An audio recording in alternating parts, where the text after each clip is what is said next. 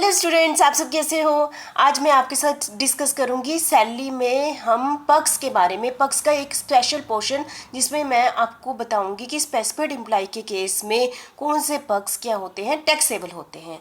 तो ये कौन से perks taxable in specified case only. Specified case only कौन से सेक्शन के अंडर? Section 17(2)(3) and rule 3। तो सबसे पहले हमें पता होना चाहिए कि स्पेसिफाइड एम्प्लॉय होते कौन से हैं। स्पेसिफाइड एम्प्लॉयड में हम डालते हैं if he is director of the company. वो क्या है? कंपनी के क्या है? डायरेक्टर है। जैसे आपको पता ही है बोर्ड ऑफ डायरेक्टर होते हैं, काफ़ी टाइप के डायरेक्टर होते हैं ना। तो जो डायरेक्टर होते हैं उनको क्या माना जाता है? स्पेसिफाइड एम्प्लॉय माना जाता है। और दूसरे ऐसे लोग जिनका कंपनी के जो अफेयर में क्या होता है? इंटरेस्ट होता है। जैसे कि कोई ऐसे एम्प्लॉय, कोई भी पर्सन जिसका कंपनी में 20% या इससे ज़्यादा कंपनी में वोटिंग राइट है ना, वोटिंग राइट है, तो वो भी उन पर्सन को भी क्या कहा जाएगा? स्पेसिफाइड एम्प्लॉय कहा जाएगा। और ऐसे लोग जिनकी सैलरी क्या है कंपनी में, क्योंकि कंपनी में इंटरेस्ट है ना, जिनकी सैलरी कंपनी में क्या है 50,000 से ज़्यादा है, तो वो उनको भी क्या माना जाएगा? स्पेसिफाइड एम्प्लॉय पर एनुअम। मतलब कि ऐसे नहीं, साल की ये ध्यान रखना है, ऐसा नहीं मैं पर मंथ बोल रही हूँ। साल की यदि उनकी सैलरी कितनी है 50,000 से ज़्यादा है तो उनको भी क्या माना जाएगा? स्पेसिफाइड एम्प्लॉय कहा जाएगा। अब आपके माइंड में आता होगा कि सैलरी किसे कहते हैं। इस केस में सैलरी किसे कहते हैं, यहाँ पर मैं आपके सामने कुछ पॉइंट्स बोलूँगी, उसको हम सैलरी में ऐड करते हैं। इस सैलरी में basic salary, dearness allowance, bonus, commission, fees, all taxable allowances, gratuity, pension, leave salary, but arrear of the salary, arrear received in advance is to be also be included. ठीक है। और यदि एक employ बहुत सारे employer के यहाँ काम करे तो जितने भी एम्प्लॉयर से उसको सैलरी मिलती है वो भी सारी सैलरी इसमें सैलरी में क्या होगी? ऐड होगी। तो आप, मुझे लगता है कि सैलरी का मतलब समझ गए होंगे। और इस स्लाइड में आप ये समझ गए होंगे स्पेसिफाइड एम्प्लॉय कौन से होते हैं? जो कंपनी के डायरेक्टर हैं, जिनका कंपनी के इंटरनल अफेयर में इंटरेस्ट है, जिनके पास वोटिंग राइट कितना है 20% या इससे ज़्यादा है, और जिनकी सैलरी कितनी है 50,000 से ज़्यादा है, तो उनको हम क्या कहेंगे? स्पेसिफाइड एम्प्लॉय कहेंगे। ठीक है। तो हमने इस वीडियो में डिस्कस करना है और नेक्स्ट और भी वीडियो में डिस्कस करेंगे कि कौन से पक्ष स्पेसिफाइड एम्प्लॉय को दिए जाते हैं और वो क्या होते हैं? टैक्सेबल होते हैं। Tax provision regarding specified employ. ठीक है। Tax provision regarding specified employ के केस में कौन कौन से पक्ष दिए जाते हैं? सबसे पहले है कि उनको एम्प्लॉयर द्वारा एम्प्लॉय को क्या प्रोवाइड किया जाता है? Free gas, electricity, water to the employ. It is fully taxable. ठीक है। यदि ये वाली सारी फैसिलिटी एम्प्लॉयर द्वारा एम्प्लॉय को दी जाती है तो ये वाली सारे बेनिफिट की जो वैल्यू होती है तो वो क्या होती है? ये इन पक्ष की वैल्यू पर क्या लगता है? टैक्स लगता है। तो आप सारे समझ गए होंगे। दो टाइप के होते हैं, या तो आपको पहले भी ये दो टॉपिक मैंने आपसे पहले भी डिस्कस कर चुकी हूँ कि एम्प्लॉयर या तो वो वाली सर्विस अपने से देता है, अपने पास उसके है, या तो ये मार्केट से खरीद के देता है। यदि भी उसने ये सारी फैसिलिटी क्या है परचेज की है फ्रॉम द मार्केट। ठीक है। क्या? गैस, इलेक्ट्रिसिटी, वाटर मार्केट से परचेज करके एम्प्लॉय को दी है।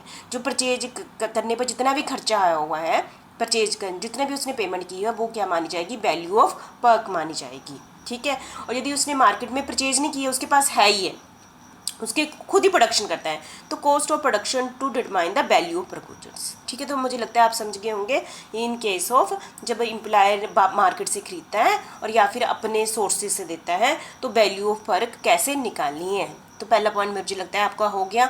दूसरा है वर्कर्स ऑफ डोमेस्टिक सर्वेंट, जैसे कि कई बार ये sweeper, cook, gardener, watchman, personal attendant, caretaker. ठीक है। कई बार एम्प्लॉयर द्वारा एम्प्लॉय को ये सारी फैसिलिटी दी जाती हैं, फ्री ऑफ कॉस्ट एम्प्लॉयर देता है। ठीक है। क्योंकि तब वो तो देता है एम्प्लॉय को ताकि उसकी प्रोफेशनल एफिशिएंसी क्या हो जाए? इंक्रीज हो जाए। यदि एम्प्लॉय के पास ये सारी फैसिलिटी होगी तो वो अच्छे ढंग से काम करेगा। तो जैसे स्वीपर देते हैं, गार्डनर भी दे दिया, वॉचमैन भी दे दिया, पर्सनल अटेंडेंस दे दिया, केयर टेकर भी दे दिया। ठीक है। तो ये आइदर फ्री ऑफ कॉस्ट दे या तो उससे कोई भी कॉस्ट नहीं लेते, सारी पेमेंट कौन करता है? एम्प्लॉयर करता है, या उसको कम रेट पर देता है। ठीक है। तो ये सारी क्या है? टैक्सेबल है। ठीक है। जितने भी डोमेस्टिक सर्वेंट से रिलेटेड जो भी एम्प्लॉयर द्वारा एम्प्लॉय को फैसिलिटी दी जाती है वो सारी क्या है? टैक्सेबल पर्क्स कहा जाएगा। तो अब मुझे लगता है आप समझ गए होंगे। और ये आपने ध्यान रखना, यदि बाई चांस उसको ये दिया रेंट फ्री हाउस दिया गया एम्प्लॉयर द्वारा एम्प्लॉय को, रेंट फ्री हाउस एम्प्लॉयर द्वारा एम्प्लॉय को दिया, और साथ में जो गार्डनर, मैंने इसमें गार्डनर भी बोला है ना, तो दिया है, तो गार्डनर की जो सैलरी है वो इसमें ऐड नहीं होगी, वो उसके अलग से ही जहाँ पर रेंट फ्री हाउस की जो दिया है उस समय जो वैल्यू कैलकुलेट होगी उसमें ऐड की जाएगी।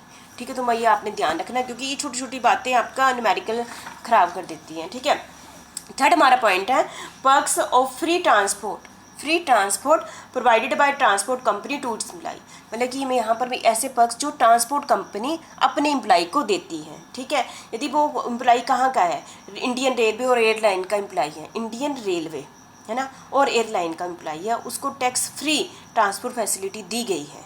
ठीक है, तो ये benefit tax free provided by transport company. ठीक है, तो टैक्स फ्री होगी, तो ये क्या होगी, टैक्स फ्री होगी। तो आप, मुझे लगता है आप सारे समझ गए होंगे। और नेक्स्ट हमारा है फ्री एजुकेशन। फ्री एजुकेशन मतलब कि एम्प्लॉयर द्वारा एम्प्लॉई को या फिर उसके फैमिली मेम्बर को, ठीक है, क्या दी जाती है, फ्री एजुकेशन दी जाती है। कहते हैं ये फुली टैक्सेबल है in the hand of the employ whether specified और नॉन स्पेसिफाइड। ये क्या है, ये सभी के लिए, यदि एम्प्लॉयर द्वारा एम्प्लॉय को फ्री एजुकेशन से रिलेटेड कोई भी खर्चा करता है एम्प्लॉयर द्वारा एम्प्लॉय के लिए, वो क्या है, फुली टैक्सेबल है, चाहे वो स्पेसिफाइड एम्प्लॉय है चाहे वो नॉन स्पेसिफाइड एम्प्लॉय है। ठीक है, तो एक एक करके कर लेते हैं। Free education and training to the employ. Free education and training to the employ, जैसे कि कंपनी के द्वारा या एम्प्लॉयर द्वारा ट्रेनिंग दी जाती है, ताकि क्यों दी जाती है एम्प्लॉय को, ताकि उनकी एफिशिएंसी क्या हो जाए, इंक्रीज हो जाए। तो इसलिए यदि उनकी एफिशिएंसी इंक्रीज करने के लिए उनको ट्रेनिंग दी जाती है, तो उस पर जो भी खर्चा होता है वो टैक्स फ्री होता है, टैक्स फ्री होता है, उस पर कोई भी टैक्स नहीं लगता है, क्योंकि ये कंपनी के खुद का बेनिफिट होता है। तो ये आप समझ गए, यहाँ पर क्या होगा, टैक्स फ्री होगा। दूसरा पॉइंट है payment of school fees of employees children by the employ. Payment of school fees, यदि एम्प्लॉयर के द्वारा अपने एम्प्लॉय के बच्चों की स्कूल की फ़ीस दी जाती है, वो क्या होगी, फुली टैक्सेबल होगी। Pay to school directly by employer is fully taxable, और ये उसकी सैलरी में ऐड करके टैक्स के पॉइंट ऑफ व्यू से टैक्स क्या किया जाएगा, कैलकुलेट किया जाएगा। थर्ड है reimbursement of school fees of children to employ.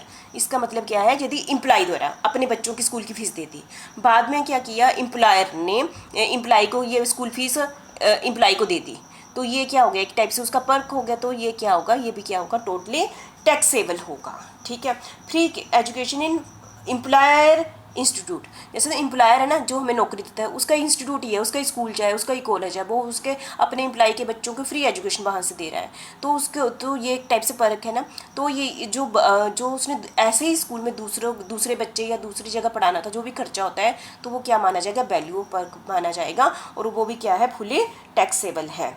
ठीक है, लेकिन मैं आपसे थोड़ा डिस्कस कर लूँ तो कैसे निकालनी है, कॉस्ट ऑफ प्रोवाइडिंग एजुकेशन, जो उसके बच्चों को जो भी कॉस्ट प्रोवाइड की है, और 1000 पर मंथ माइनस करना है, ये वाली उसको छूट दी गई है, यदि उसके ही इंस्टीट्यूट में वो बच्चा पढ़ता है तो 1000 रुपया पर मंथ माइनस कर देना है, और थोड़ा सा जो हमारे एम्प्लॉय से चार्ज करते हैं ना, लेते हैं वाजस ले लेते हैं, उसको भी माइनस कर दो, तो वो क्या माने जाएगी, वैल्यू ऑफ पर्क्स मानी जाएगी। ठीक है, तो मुझे लगता है आप समझ गए होंगे ये वाला। ठीक है, थैंक यू वेरी मच।